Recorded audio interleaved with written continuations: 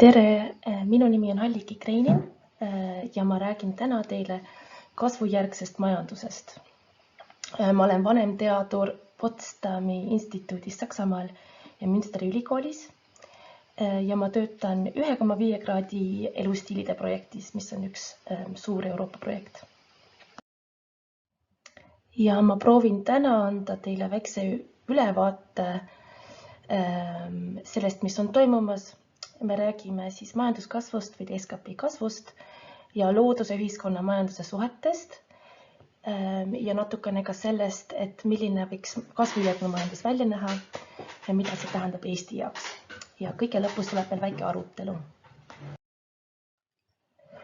Kuigi teadlased vaidlevad selle üle, et millisel soojenemise tasemel me täpselt oleme, kas 1,2 kraadi, 1,3 kraadi või juba lähemal 1,5 kraadi soojenemisele, kindlasti näeme me juba praegu äärmuslike ilmastikunähtuste mõju kogu maailmas. Viimase 2 aasta jooksul oleme näinud Saksamaal, Somaalias, Pakistanis ja ka Ameerika Ühendriikides, mis on siinkohal näidetena toodud väga ebastabiilseid ilmastikutingimusi, üleujutused, põuad, saagikatkestused, et see on kohe kindlasti alles algus ja mida lähemal me jõuame 1,5 kraadi limiidile, seda rohkem on ka oodata erinevaid ekstreemseid ilmastikunähtusi. 1,5 kraadi elustiilide projektis räägime me väga palju tagasisideahelatest, sest need näitavad, mille pärast see 1,5 kraadi limiit just nii tähtis on.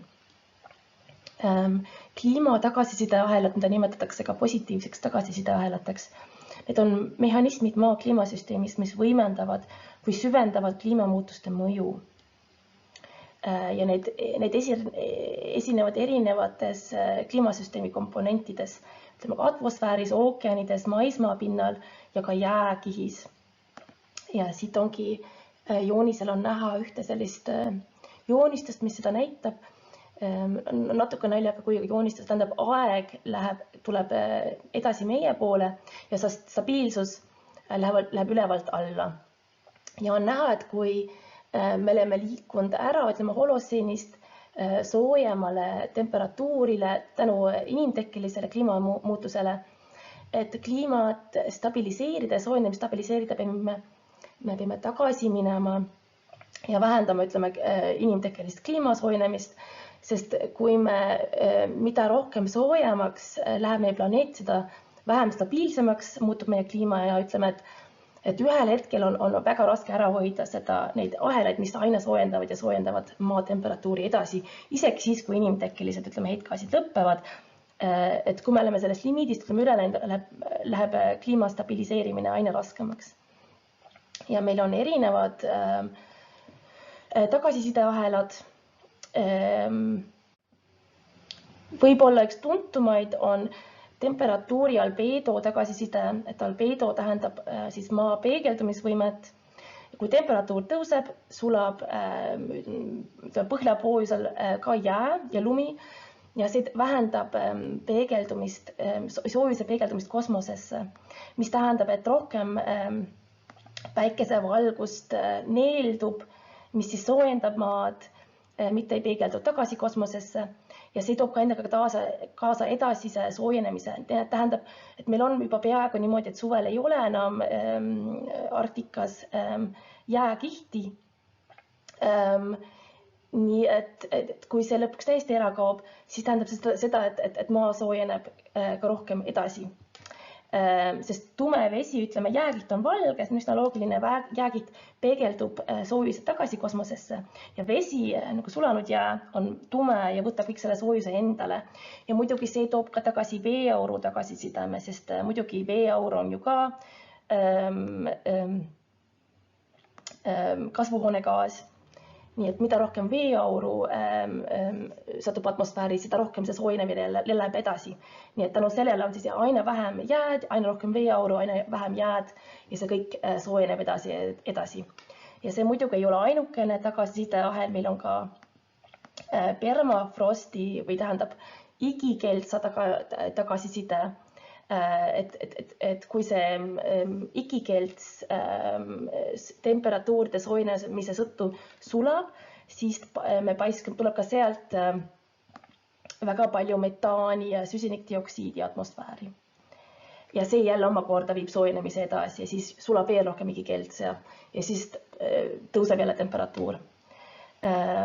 Ja ookeani soojenemise tagasiside on ka üks nendest tagasisidemetest, sest soojem vesi hoiab vähem lahustunud gaase, hoiab ka vähem süsinikdioksiidi, mis tähendab, et jällegi temperatuur soojeneb, soojem vesi hoiab aina vähem süsinikdioksiidi, mis toob ka jälle suurema süsinikdioksiidi vabanemise atmosfääri ja see jällegi suurendab kasvuhooneefekti.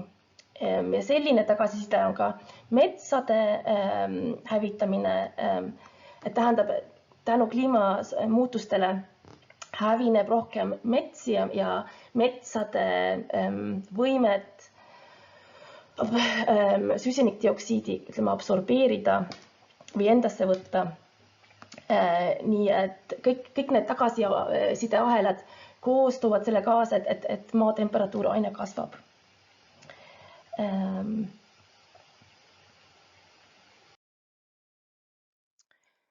Ökoloogilises majanduses ütleme me sageli, et majandus on ühiskonna alamharu, mis on keskkonna alamharu. Tähendab, majandust ei saa olla ilma ühiskonna või keskkonnata.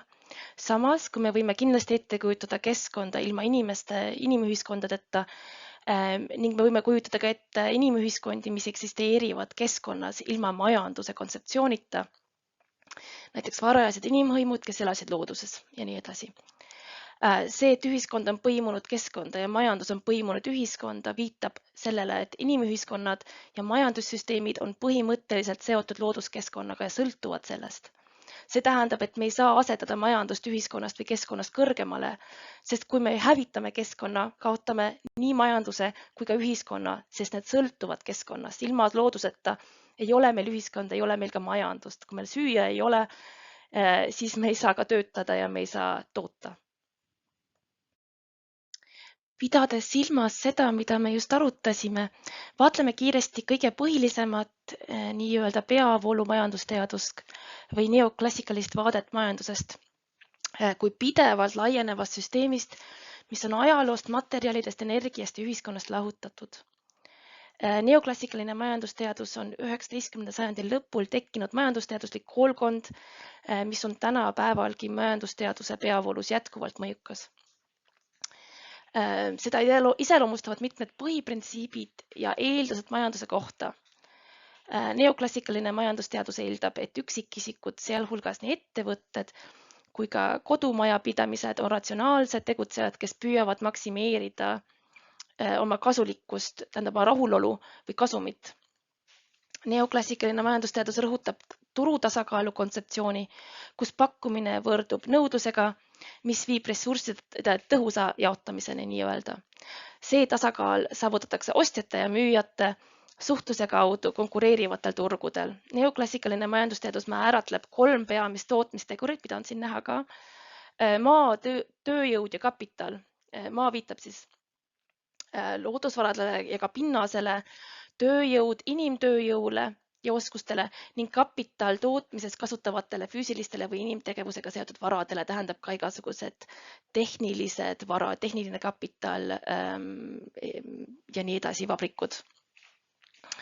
Ettevõtteid peetakse tootjateks, kes kombineerivad neid tootmistegureid kaupade ja teenuste tootmiseks. Ja kodumajapidamised on tarbijad, kes jaotavad oma sissetulekut nende kaupade ja teenuste ostmiseks vastavalt oma eelistustele ja eelarvepiirangutele. Neoklassilises majandusteaduses on raha eelkõige vahetusvahend ja väärtuse säilitaja. See hõlbustab ostjate ja müüjate vahelisi tehinguid, kuid ei ole selgesõnaliselt kaasatud tootmisfunktsioonidesse või kasulikkuse funktsioonidesse. Neoklassikaline majandusteadus tugineb turgude hindade ja koguste määramisel suuresti pakkumise ja nõudluse koostoimele. Muutused pakkumises või nõudluses toovad kaasa hindade kohandamise, kuni saavutatakse uus tasakaal ja nii edasi. Ja kui te peate silmas äsja mainitud ökoloogilise majandusvisiooni, võite juba näha mõningaid üsna suuri probleeme selle majanduse kontseptsiooni puhul. Siin ei ole tootmise ja tarbimise kasvul üldse piire. Puudub arusaam keskkonnast kui sisendist, võib-olla natukene ainult maa kui sisendis on seda näha. Ja kindlasti võib see süsteem, mis näib hõljuvat, ütleme kosmoses kuskil, laieneda igavesti, ilma igasuguste piiranguteta, ei sotsiaalsete ega keskkonnaalaste piiranguteta. Ja ökoloogilised majandusteadlased on seda majanduse kontseptsiooni kritiseerinud juba, ütleme, pool sajandit. Seda ebaõnnestunud ja vigast arusaama majandusest. See on kahjuks väga laialt levinud, et toetatud, mis võib olla üheks põhjuseks, miks me ei ole suutnud toime tulla mitmekordse keskkonnakriisiga. Just see arusaam majandusest kui millestki, mis hõlbib kosmoses. Nüüd jõuame tagasi ökoloogilise majanduse pisut keerukama kontseptsiooni juurde. Selles arusaamas me lisame tooraineid, materjale ja energiat, mis toetavad majanduskasvu ja majandustsüklit, tähendab ilma pideva sissevooluta kaevandustest, metsadest, kalandusest, fossiilkütustest, et toetada majandustegevust, ei ole meil majandust. Ja kõik see, mida me toodame ja tarbime, see omakorda mõjutab biofüüsikalisi tsükleid, mis mõjutavad planeeti. Termodünaamika dikteerib, et need ressursid jõuavad lõpuks tagasi biosfääri, kuigi muudetud kujul, mis aitab kaasa jäätmete tekkimisele ja reostusele. Nõrgete ja võimsuse ülekoormus süvendab keskkonnaseisundi halvenemist. Ja kõik see toimub meie planeedil Maa. Tähendab, majandus on põimunud biosfääri ja me peame paremini mõistma kõiki neid voogusid ja nende omavahelist seost. Ainus asi, mis meie süsteemi siseneb, on päikesevalgus. Ja kõik need materjalid, energia, mis meil on, kõik see, mida me oleme kasutanud majanduskasvuks, see ongi ainukene, mis meil on. Ja kui me oleme materjalid ära kasutanud tootmises, siis neid ei tule enam tagasi, me ei saa tagasi minna ajas. Ja me võimegi öelda, et ökoloogiline majandusteadus pakubki niisuguse kriitilise vaatenurga mitmetele neoklassilistele majandusteaduse aspektidele.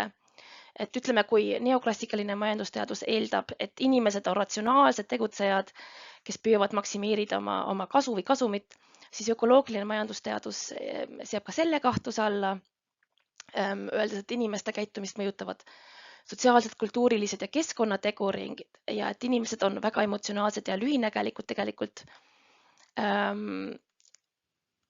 Kui neoklassikaline majandusteadus rõhutab turu tasakaalu kui ressursside tõhusa jaotamise mehhanismi, siis ökoloogiline majandusteadus jälle väidab, et turud ei võta sageli arvesse tootmise ja tarbimise tegeliku keskkonnakulusid ja turuhindadesse ei arvestata selliseid välismõjusid nagu saaste, loodusvarade ammendumine ja keskkonnaseisundi halvenemine. Seda ka samas kui reklaam, ütleme miljardite eurode suurune tööstusharu reklaam tekitab uusi vajadusi, et suruda inimestele peale tarbetuid või kas või kahjulikke tooteid, et see viib ka ületootmise ja ületarbimiseni ja kõike seda ei ole nagu neoklassilises majandusteaduses olemas.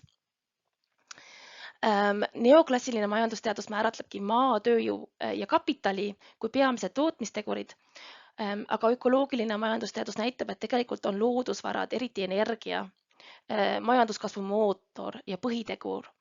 Et energia on ka see, mis aitab meil aina kiiremini toota ja tegelikult on, ütleme, tehnoloogiline progress või edasiminek on tegelikult olnud ajastus ainult suurema energia osakaalu ja materjalide kasutamine.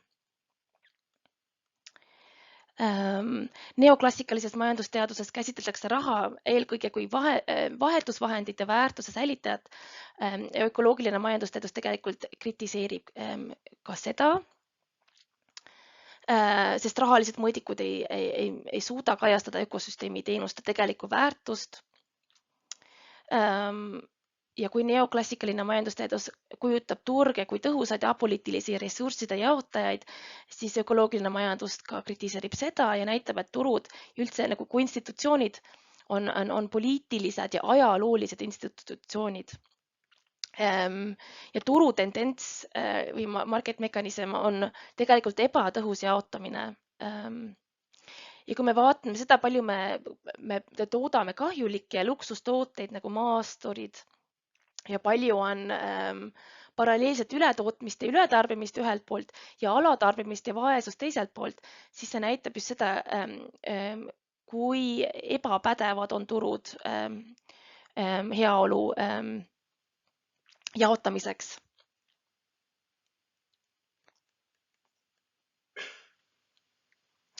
Ja üks väga tähtis punkt on veel see, et ökoloogilised majandusteadlased näitavad ka, et majandussüsteem, ütleme, tootmisprotsessid on ajaloolised protsessid. Me võime mõelda majandusele kui ajaloolisele materjalitöötlussüsteemile.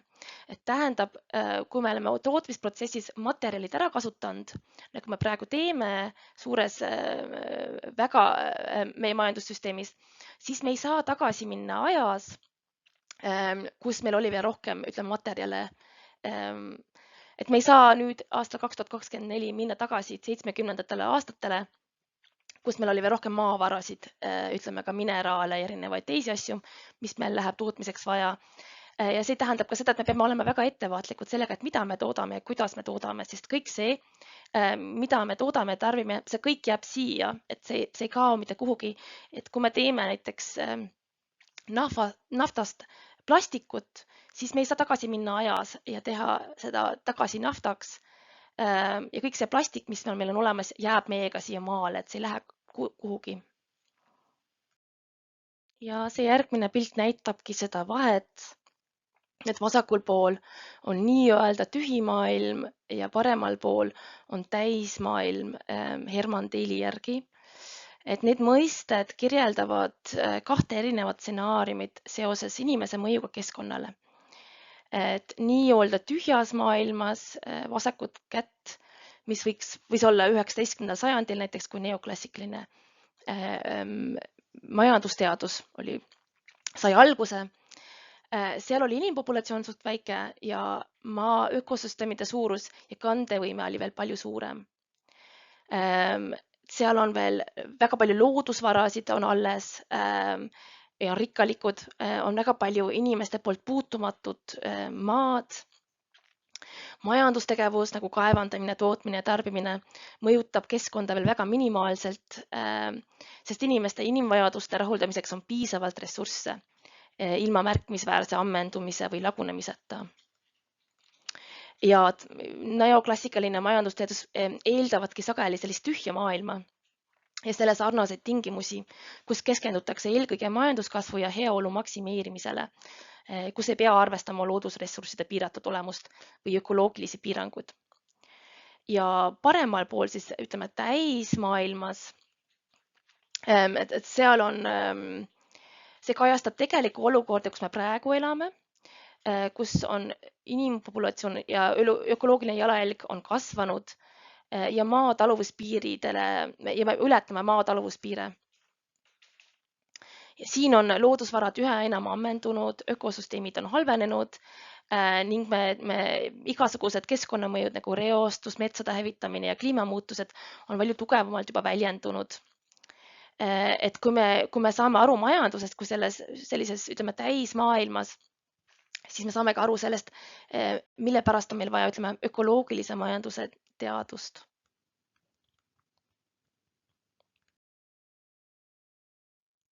Suur Vaikese ookeani prügilaar ongi elav näide tootmise lõputust kasvust ja näitab, kuidas aastal 2024 on maailm põhimõtteliselt erinev 19. sajandi omast või isegi 1970. aastate omast. Maailm on materiaalselt täis, me oleme hüperproduktiivsed, tootlikud, tänu 50 aastale hullumeelsele tootlikkuse kasvule, kus me oleme aina rohkem energiat ja materjali kasutanud selleks, et aina kiiremini toota. Meie majandus- ja sotsiaalsüsteem pole enam sellisele täismaailmale asjakohane, sest tootmise suurenemine nüüd õõnestab tulevast jõukust ja heaolu.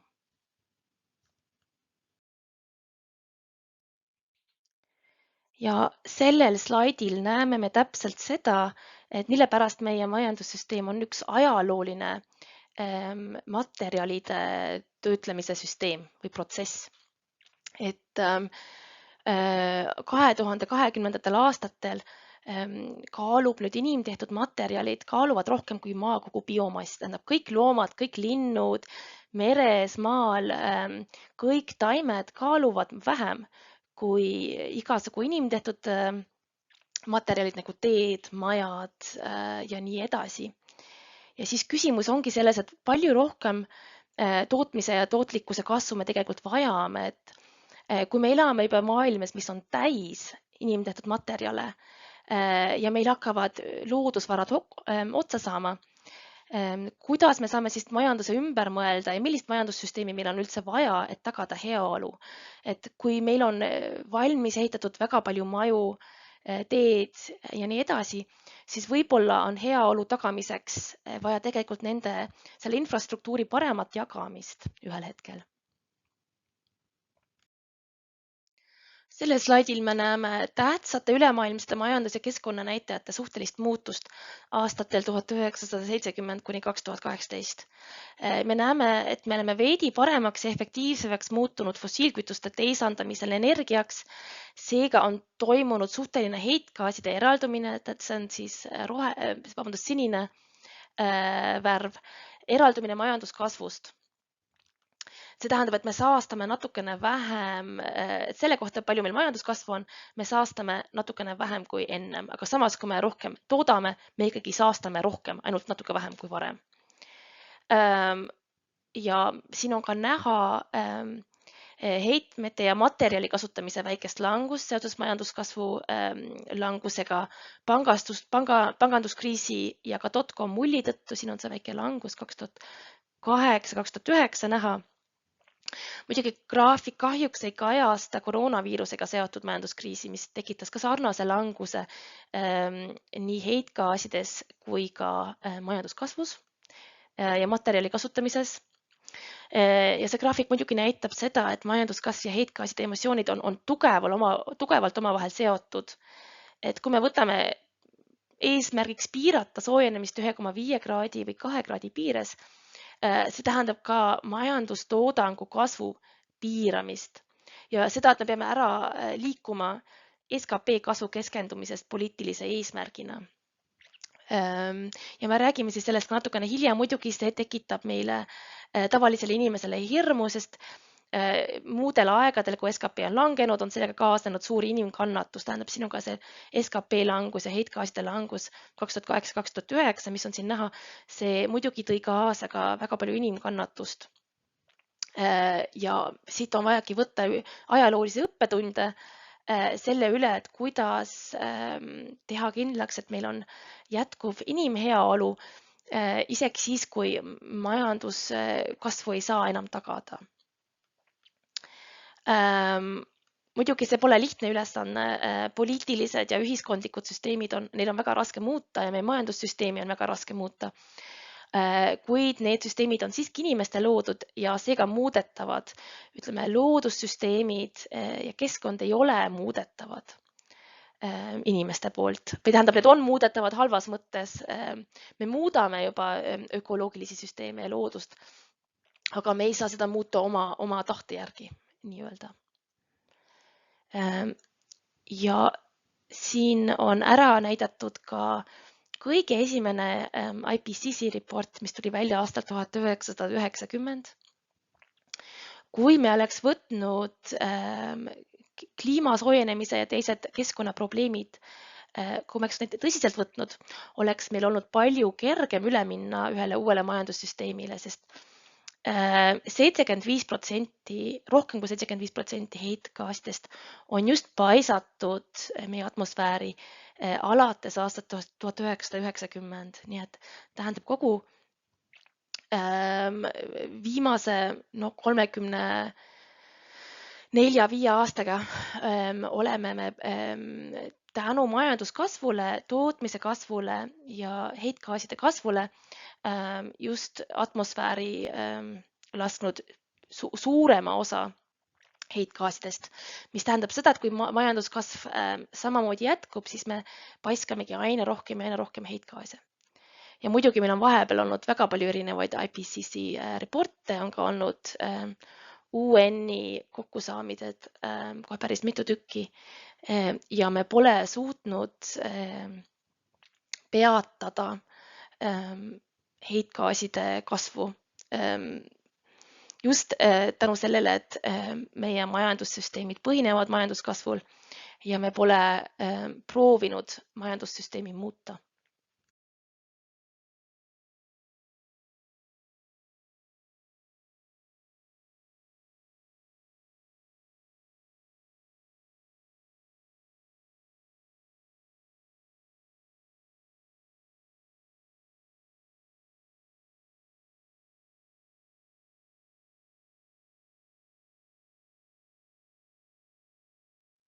Kui me räägime nüüd eksponentsiaalsest majanduskasvust, siis 3% majanduskasv aastal, mis on mis tundub väga väike ja mille üle poliitikud ei oleks väga õnnelikud, isegi 3% kasvumäär aastas tähendab seda, et majandus kahekordistub iga 24 aastaga.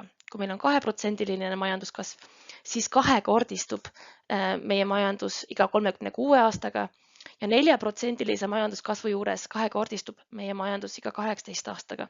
Kui me saame aru sellest omavahelisest seosest, mis on majanduskasvu ja ressursside kasutamise ja ka heitgaaside vahel, siis isegi 3% kasvumäär aastas viib selleni, et 24 aastaga on meil 2 korda nii palju heitgaase ja nii edasi. 3% kasvumäära korral 4-kordistub meie majandus 48 aastaga ja 8-kordistub 72 aastaga. Ja kui aasta 2024 elame me juba, ütleme nii, täismaailmas, nii-öelda täismaailmas, siis on väga selge, et selline majanduskasv, eksponentsiaalne majanduskasv ei saa jätkuda lõputult. Sest mida suurem on majandus, seda rohkem energiat ja ressursse läheb selleks vaja. Meile öeldakse sageli, et me vajame suuremat majanduskasvu, et tagada heaolu kõigile ja isegi ületada äärmist vaesust. Kuid kahjuks ei ole majanduskasv üksi olnud hea viis vaesuse vähendamiseks. Maailmapanga andmetel on äärmise vaesuse nälja vältimiseks vaja vähemalt $1.50 päevas inimese pealt. Kasutades ajaloolisi kasvumäärasid ja välistades kliimamuutuste negatiivseid mõjusid korraks, mis on tegelikult võimatu, võtaks vaesuse likvideerimine Maailmapanga määra järgi, selle $1.5 määra järgi aega 100 aastat. Ja kui me võtame nüüd natukene inimlikuma miinimummäära, mis on $5 päevas, siis võtaks vaesuse likvideerimine aega 200 aastat. Ja see nõuaks siis kas 15 või 173-kordset suurenemist ülemaailmises SKP-s ja toodangus. Ja kui meil on nüüd meeles, et me oleme juba praegu maailmas, mis on täis, kus inimtehtud materjalid kaaluvad rohkem kui biomass, kus me oleme väga palju loodusvarasid juba ära kasutanud, siis on üsna selge, et selline majanduskasvu kasv ei saa jätkuda lõpmatult. Ja muidugi probleem on ka selles, et enamikust majanduskasvust ja rikkusest selle saavad endale tegelikult kas 1% või 10% kõige rikkamatest elanikkonnast. Tähendab, majanduskasv on väga ebavõrdselt jagatud. Ja maailma elanikkonnast alumine 50% haarab endasse vaid 2% ülemaailmsest rikkusest. Ja ütleme, kõige rikkam 1% on haaranud endale 38% rikkusest.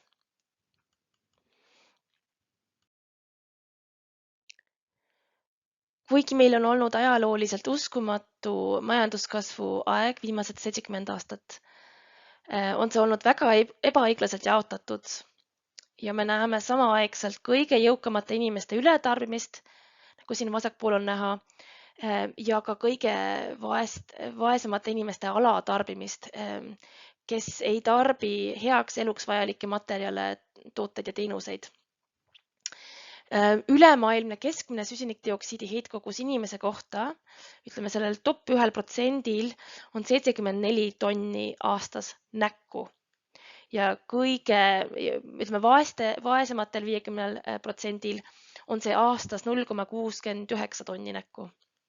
Ja Pariisi kokkuleppe kohaselt, et jääda 1,5 kraadi alla, peaks heitkogused olema inimese kohta 2–2,5 tonni, et siin on näidatud ära 2,1 tonni aastas.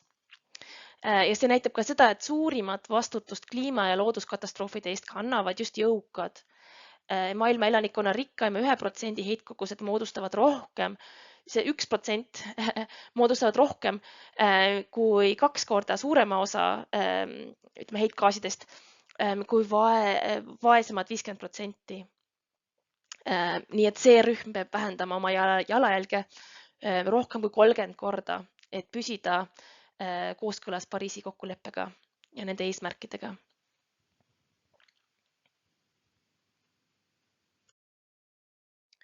Kui edasine majanduskasv ohustab nüüd pikaajalist heaolu, siis jääbki küsimus, milleks meil seda vaja on ja kellele seda vaja on.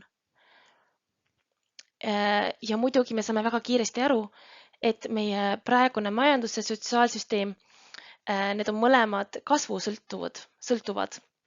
Tähendab meie heaoluriik, tervishoid, pensionisüsteem, töösüsteem, kui ka riiklik kaitse ja sõjavägi on kasvu sõltuvad praeguses süsteemis.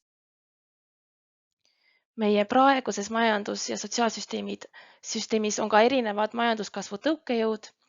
Siin on toodud välja mõned näited, näiteks sotsiaal- ja psühholoogilised tõukejõud on positsiooni ja staatust tarbimine, mida me näeme ka aina rohkem Eestis.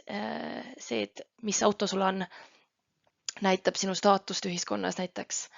Ületarbimine kui heaolu allikas on ka üks sotsiaalpsühholoogiline tõukejõud. Näiteks, et me lähme shoppama, kui meil on halb tuju või kui me vajame mingisugust turgutust. Ja meil on ka niisugune nii-öelda vaimne infrastruktuur ja usk kasvu, mis on üks majanduskasvu tõukejõusid. Tähendab seda, et meil on arusaam emantsipatsioonist ja vabadusest ja ütleme modernsusest, mis kaasneb siis ületarbimisega. Meil on ka majanduslikud majanduskasvu tõukejõud, ütleme vähenevad tooraine hinnad ja just konkurents maailmaturgudel, globaliseerumine ja ka krediitide ja võlasüsteem, mis on majanduskasvu tõukejõud, et just meie finantssüsteem ja võlad lükkavad majanduskasvu edasi. Meil on ka äripõhised tõukejõud, nagu näiteks see, et meil on aktsiaseltsid, kes ootavad iga aasta siis kasvu äris, reklaamisüsteem aitab kaasa ületarbimise edendamisele ja majanduskasvule. Ja ka näiteks planeeritud vananemine, tähendab planned obsolescence, mis tähendab seda, et erinevad tootjad meelega teevad, ütleme, pooleldi praaki või halvasti ehitatud tooteid, et siis peavad inimesed iga paari aasta tagant uue tootma ostma, näiteks nagu pesumasinad, mis on juba ette tehtud, nii et iga 5 aasta tagant peab ostma uue masina. Tuues kokku need eelmised slaidid, võime öelda, et on 5 peamist dilemmat kasvujärgsete heaoluriikide jaoks. Kõige suurem ja esimene dilemma rahastamine tähendab, kuidas säilitada hoolekandesüsteemi rahastamist mitte kasvavas majanduses. Teine on küsimus selle üle, kuidas tulla toime hoolekande kasvavate suhteliste kuludega. Kolmas on, kuidas ületada struktuurilised ja käitumuslikud kasvusõltuvused hoolekandesüsteemis. 4. kuidas tulla toime kasvavate vajadustega piiratud planeedil ja 5. kuidas ületada poliitilised takistused heaoluriigi ümberkujundamisel. Esimese küsimuse rahastamise asjus me teame, et maksutulude vähenemine majanduslanguse ajal kujutab praegu endast olulist ohtu hoolekandeteenuste rahastamisel. See toob kaasa ka kokkuhoiameetmed ning ebasoodsad tervishoiu ja sotsiaalsed tulemused. Selleks, et rahastada tulevikus majanduskasvu järgses majanduses heaolu, on vaja mõelda alternatiivsetele rahastamismehhanismidele, innovatiivsetele näiteks finantsmaksudele, vara rahastamisele ja maksustamisele ja rakendada, ütleme, heaoluriigi uuenduslik ümberkorraldus. Kui meil ei ole enam majanduskasvu, mis aitab rahastada, peame me vaatama silmast silma, ütleme, ebavõrdse vara ja raha küsimuse ja küsima, kuidas me saame ümber jaotada selle, mis meil juba on. Selleks on vaja kaaluda ka näiteks sissetulekute ebavõrdsuse vähendamist ja ressursside õiglast jaotamist. Number 2. Hoolekandesüsteemi kasvavad kulud. See on väga suur probleem, sest kui me vaatame nüüd tulevikku, me võime juba ette arvata, et tulevikus olud saavad olema veel raskemad. Meil on arvatavasti rohkem igasugu ekstreemseid ilmastikuolusid, metsapõlenguid, meretorme ja nii edasi, mis tähendab, et hoolekandeteenuste võivad olla kasvavad kulud. Ja see seab ohtu hoolekandesüsteemide jätkusuutlikkuse ning tekitab üsna suuri dilemmasid. Aga et sellest üle saada, peame me keskenduma pigem piisavusele, rahuldamisele, kui ütleme kasvavate soovide rahuldamisele. Tähendab, me võib-olla peame ka ümber mõtlema, et mis on hoolekandesüsteemis need kõige tähtsamad probleemid ja võib-olla võib ka, ütleme, kogukonnad võivad üle võtta mõned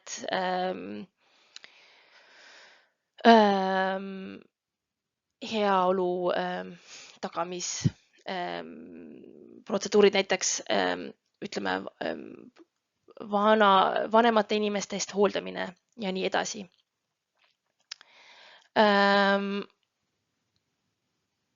Kolmas majanduskasvu sisse juurdunud loogika hoolekandesüsteemis.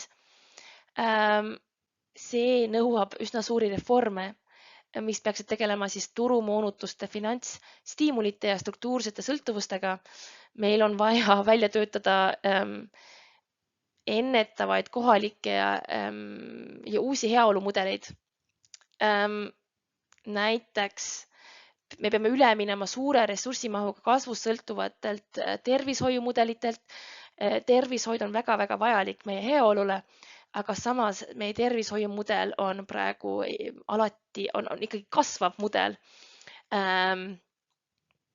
Siin on jälle väga palju raskeid küsimusi, et kuidas tagada seda miinimum tervishoidu, mida on vajalik ja samas proovida üle saada nagu sellest struktuursest kasvusõltuvusest ka tervishoiusüsteemis. Ja siin me võime jällegi õppida erinevatelt kogukonnapõhistelt heaolualgatustelt, mis ka aitavad suurendada näiteks sotsiaalset ühtekuuluvust ja vähendavad ressursside tarbimist samal ajal. Nagu me juba mainisime, üks suur probleem on ka nõudluse kasvamine heaolu riikides, nagu me juba mainisime, näiteks demograafilised muutused ja ka samas suurem võimalus igasuguste ekstreemsete ilmaolude tekkimisel. See võib tähendada, et meil on aina rohkem ressursse koormavaid nõudlusi ja millest ülesaamiseks, kui meil enam majanduskasvu ei ole, on võib-olla vaja jälle uuenduslikke lähenemisviise, et mõelda läbi, kuidas me saame vajadusi jätkusuutlikumalt rahuldada, näiteks jällegi läbi kogukondade, võib-olla ka tekitada, ütleme, nõuandvaid foorumeid, kus kogukonnad ise saavad määrata kindlaks ütleme, niisuguse sotsiaalselt vastuvõetava heaolu pakkumise ja proovida sellest jah, leida, ütleme, jätkusuutlikumaid nõudluste rahuldamisi, et kuidas tagada põhivajadused, samal ajal vähendades, ütleme, üldist tarbimist. Ja ütleme, kõige viimane ja võib-olla kõige suurem või isegi kõige tähtsam dilemma on just poliitiline vastuseis.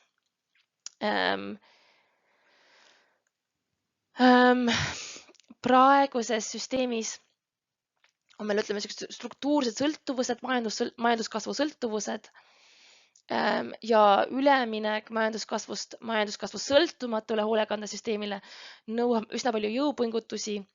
Esiteks selleks, et konsensuse saavutada konsens.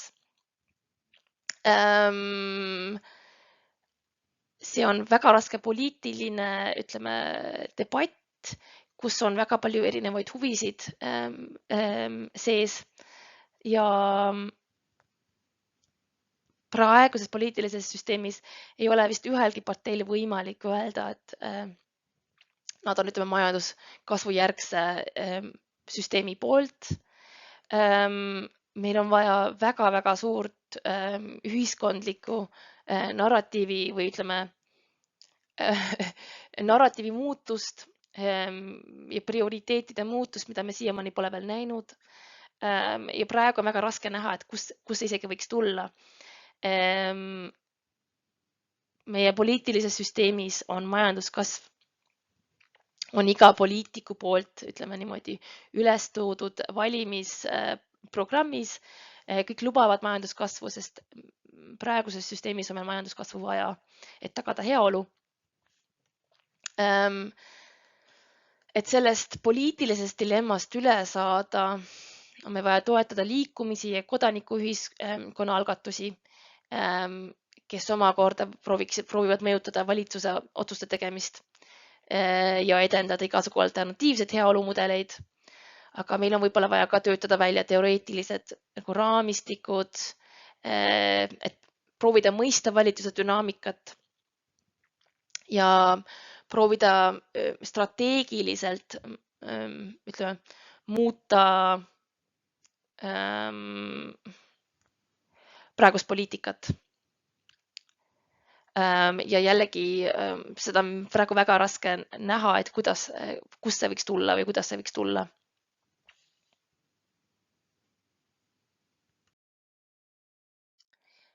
See kõik on viinud selleni, et meie praeguses ühiskonnas on meil tuleviku kohta valdavalt kaks narratiivi.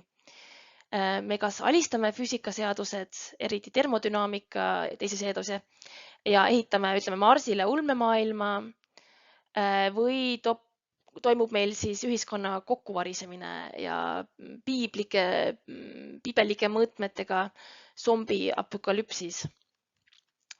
Et esimene muinasjutt sellest, kuidas midagi ei pea muutuma ja kõik võib jätkuda nii, nagu on, see teenib, ütleme, kapitalistliku realismi ja rikkuse kogujate huve, sest see tähendab, et me ei vaja muudatusi majandussüsteemis, mis toob neile kasu ja õõnestab samas heaolu suurema osa maailma elanikest.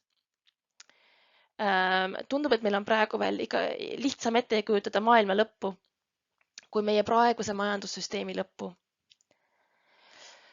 Alternatiivsetele hea elu nägemustele, mis järgivad füüsikaseadusi, on praegu väga vähe ruumi. Aga ühiskondlike muutuste võimalikuks muutmiseks peab meil olema ettekujutus sellest, kuhu me tahame jõuda ja realistlik nägemus sellest, kuidas asjad võiksid olla teisiti. Selles mõttes, omades ettekujutust teistsugusest nägemustest, kuidas tulevik võiks olla, avame ajaloo kulgu muutuste võimalusele.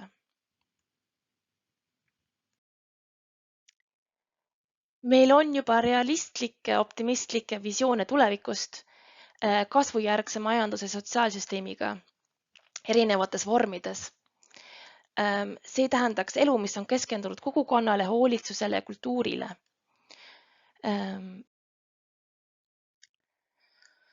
Hoolimata sellest, et keskkonnakriisid muutuvad aktuaalsemaks ja neid arutatakse rohkem kui kunagi varem, oleme me ikka veel suuresti kinni 90ndate aastate ideedes ja proovime majanduskasvi säilitada iga hinna eest. Seda on näha näiteks rohekasvu ja rohemajanduse narratiivide propageerimises. Eriti ütleme Euroopa Liidus, ECB, tähendab Euroopa Keskpanga poolt, Maailmapanga poolt, Euroopa Komisjoni poolt ja nii edasi, kes edendavad poliitikat, mille eesmärk on edendada majanduskasvu. Ja samal ajal käsitletakse keskkonnaprobleeme kui ütleme kõrvalnähtu ja ütleme sellisel rohekasvu ja rohemajanduspoliitikal ikkagi puudub arusaam sellest, et majanduskasv on põhimõtteliselt loodusega ja keskkonnaga seotud. Ja selle kõrval näeme me ka ütleme kasvavat, see on hea kasv, kasvukriitilist valdkonda, mis ütleme viimase 50 aastaga on muutunud, on aina kasvanud. Ja neid ütleme niisuguse kriitilise majanduskasvu lähenemisviisid seavadki piiramatu majanduskasvu mõiste kahtluse alla ja seavad kahtluse alla selle kokkusobivuse ökoloogilise jätkusuutlikkuse ja sotsiaalse õigluse põhimõtetega. Ja siin on ütleme erinevaid teooriaid, mis on võib-olla sarnased ja samas ka natuke teistsugused. Saksamaal räägitakse väga palju just kasvujärgsest majandusest, ütleme, kes on postvakstum saksa keeles või post-growth economics inglise keeles. Ja majanduskasvu järgse majanduse pooldavadki üleminekut majandussüsteemidele, mis jäävad heaolu ja keskkonnahoiu prioriteediks nagu SKP kasvu asemel ja kritiseerivadki majanduskasvul põhinevat sotsiaalsüsteemi. Nad pakuvad välja alternatiivsed edusammude mõõdikuid ja propageerivad poliitikat, mis edendab sotsiaalset võrdsust, ökoloogilist taastumist ja kogukonna vastupanuvõimet. Siis tasaareng, degrowth või decroissance on seotud Barcelona koolkonna ja Prantsuse koolkonnaga ja degrowth või tasaareng nõuab majandusliku tootmise ja tarbimise teadlikku vähendamist, et saavutada jätkusuutlikkust ja sotsiaalset õiglust. Pooldajad väidavad, et pidev majanduskasv on vastuolus ökoloogiliste piirangutega ning nemad ka propageerivad erinevaid strateegiaid, mille eesmärk on vähendada materiaalse läbilaskevõimu mahtu ja jaotada jõikust õiglasemalt. Tähendab vähendada seda kui palju meie majandus kasutab erinevaid materjale ja energiat. Siis järgmine on sõõrikumajandus või sõõrikmajandus.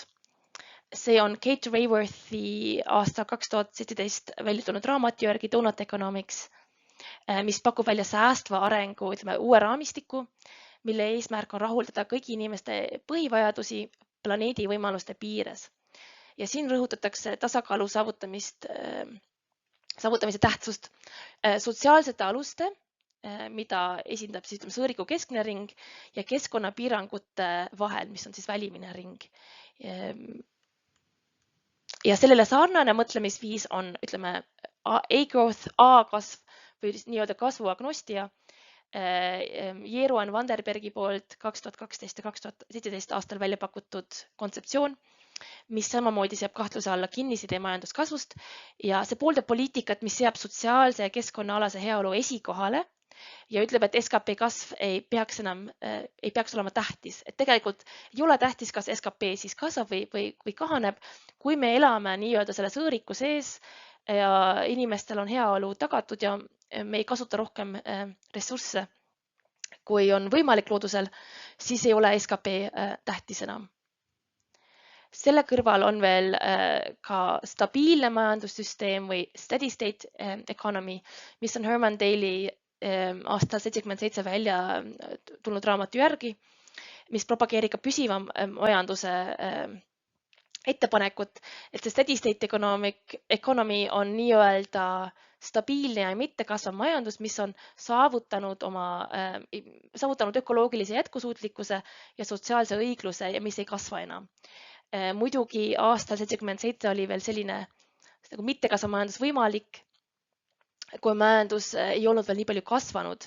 Ja nüüd, kui maailma majandus on vahepeal mitukümmend korda kasvanud, siis on kindlasti selle stabiilse mittekasvava majanduse saavutamiseks on kõigepealt vajalik minna tagasi siis ühe väiksema majanduse juurde.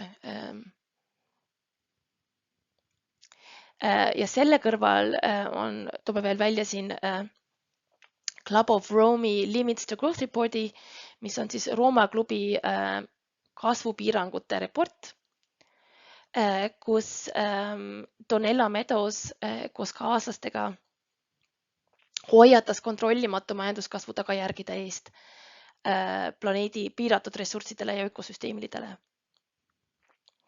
Ja see tekitas siis ka üsna suuri arutelusid pideva majanduskasvu jätkusuutlikkuse ja alternatiivsete majandusparadigmade vajaduse üle. Et siin on näha, et ikkagi kasvukritiline valdkond on üsna suur ja üsna kirev teadusvaldkond ja meil on juba päris palju teadust selle kohta, kuidas me võiks oma majandus- ja sotsiaalsüsteemid üle viia uutele jätkusuutlikumatele süsteemidele. Kuigi meil on võib-olla praegu veel raske mõelda selle üle, et kuidas jõuda kasvujärgse majanduse süsteemini, on meil selleks olemas juba teadmised, näiteks ka poliitikapukett. Kuna me oleme jõudnud aega, kus majanduskasv on aina raskem, on meil vaja eelkõige tagada viis inimestele, nad saaksid elada hea elu isegi siis, kui meie majandus ei kasva. Selleks on olemas 10 poliitikapuketti või meetmed, näiteks palgatöö vähendamine, sissetulekute, jõukuse, tööjõu, maa, teadmiste, hooldustöö, infrastruktuuri, ressursside ja aja jagamine, miinimum põhivajaduste rahuldamine kogukondades, miinimum siis transportvajadused, energia, toitlustus ja elamine, üldse poliitika detsentraliseerimine kogukondadesse ja ka ühiste eluviiside propageerimine, uued mittespekulatiivsed raha- ja vahetussüsteemid, näiteks kohalikud valuutad ja krediidivõrgud, väiksed isemajandavad kogukonnad, üleüldse piisavuse ja enesepiiramise kultuur, pigem kui ületarbimise kultuur, mis meil on olnud siiamaani, ja ka tegevuste keskendumine inimeste vajaduste rahuldamiseks, mitte kasumi teenimiseks ja ühisvara kaitsmine ja tagasinõudmine. Et väga paljud nendest meetmetest juba tegelikult eksisteerivad Eestis ka kogukondades ja mida sügavamalt me siis lähme kliimakriiside aega edasi, seda rohkem on meil vaja selliseid poliitilisi meetmeid, mis aitavad meil tagada heaolu ka kasvusüsteemist väljas.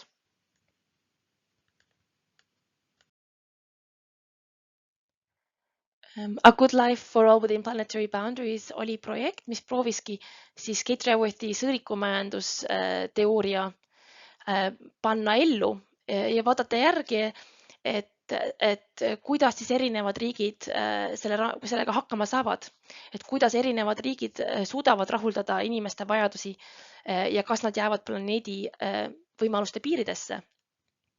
Ja Eesti tegi selle projekti kohaselt, Eesti läheb üsna halvasti, et Eestis me oleme üle läinud väga paljudest planetaarsetest piiridest, süsinikdioksiidi heitgaaside suunas, aga ka materjali kasutamisega, nitrogeeni kasutamisega ja nii edasi. Ja samas ei suuda Eestis, ei ole võimalik väga paljudel inimestel ka rahuldada oma põhivajadusi. Nii, nüüd me olemegi jõudnud järgmise küsimuse juurde, et mida tähendab siis kasvujärgne majandus Eestile ja mida see Eestis tähendab? Kuigi me oleme väga palju rääkinud just vajadusest minna üle mittekasvavale majandus- ja sotsiaalsüsteemile, ei tähenda see seda, et seda peaks tegema Eesti üksi ja Eesti üksi ei saa kohe kindlasti otsustada hakata mittekasvavaks riigiks, sest see oleks praeguses globaalses ja globaliseerunud majandussüsteemis enesetapp. Et see tähendaks ainult seda, et Eestis kasvaks vaedus. See näitab jälle seda, et muutused peavad toimuma Euroopa tasandil ja õnneks me juba näemegi muutusi. Eelmine aasta oli Euroopa Parlamendis ka konverents Beyond Growth või kasvust edasi, kus räägitigi just sellest, et kuidas minna Euroopa tasandil edasi mittekasvavate majandussüsteemide poole. Üks probleem on kindlasti, et Euroopas üleüldse, aga ka Eestis või võib-olla üldse üle maailma on poliitiline vabadus ja emantsipatsioon seotud ületarbimisega, mis tähendab seda, et kui me räägime, ütleme, ületarbimise piiramist, seostub see väga kiiresti ka, ütleme, poliitilise vabaduse kaotamisega Eesti inimeste mõtlemises. Nii et üks väga tähtis asi on kindlasti just see, et kuidas me tagame selle, et Eestis on tagatud poliitiline vabadus, heaolu ja emantsipatsioon ilma ületarbimiseta ja kuidas me saame aru üle sellest narratiivist, et ületarbimine on vabadus. Et see on üks väga tähtis probleem, mille kallal me kõik töötame. Üks vastus sellele olekski see, et me räägime vabadusest kui jagatud heaolust ja räägime rohkem sellest ühisest vabadusest, et kuidas me saame tagada selle, et kõigil eestlastel oleks vabadus ja heaolu, et kas või vanaemad, vanaisad, kes elavad maal, kellel ei ole autod, kuidas tagada, et nemad saavad ka oma transpordivajadused täidetud näiteks. Kuidas tagada, et ka tulevastel eestlastel on vabadus elada ja olla, ütleme, aina soojenemas ja katastroofide rikkas, ütleme, maailmas. Et me peame kohe kindlasti ümber mõtisklema vabaduse ja emantsipatsiooni. Aga samas on Eestil olnud ka rohkem kogemusi üleminekutega ja Eesti rahvas on õppinud kokku hoidma ja aitama üksteist.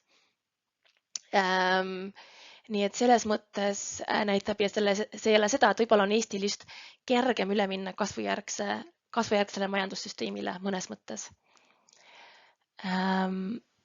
Ja kasvav ebavõrdsus ja vaesus ja ületöötamine ühelt poolt võib-olla tekitavad probleeme, sest inimesed on praegu just, ütleme, seotud majanduskasvu külge, et maksta ära oma autoliisingut ja majaliisingut ja nii edasi. Aga samas need probleemid näitavad just sellele, et meie majandus- ja sotsiaalsüsteem ei tööta hästi, seal on palju probleeme ja see ei ole jätkusuutlik. Nii et võib-olla ühtse narratiivi ehitamine peakski põhinema sellele, et me näitame just neid süsteemi probleeme, et mitte ainult, ütleme, looduskriise, vaid ka seda, et majanduskasvul põhinev majandussüsteem tekitab ka sotsiaalkriise. Suur tänu, et te kuulasite. Kui teil on küsimusi, siis võite iga kell minuga ühendust võtta. Ma olen siia kirja pannud oma e-maili kui ka muud sotsiaalmeediaprofiilid ja võite julgelt vaadata ka meie projekti leheküljele, kus meil on ka veel rohkem informatsiooni paljude nende küsimuste kohta, millest me oleme praegu rääkinud. Aitäh!